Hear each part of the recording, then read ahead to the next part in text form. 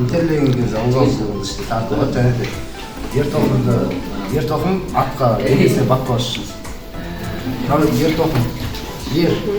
Мынау сонда ер тоқымның астында тұрады, иә? Мынау ер. Бұл адамның ыңғайлы отқанына сондайына керек.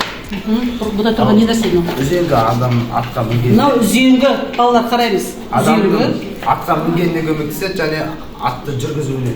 Атты жүргізуіне көмектеседі. Одан кейін қандай тәсілдер тұр? Одан кейін жүген. Жүген ауыздығымен тұрады, ноқта деген бар, ол басқа. Жүген атты оңға және солға тоқтатуға арналған.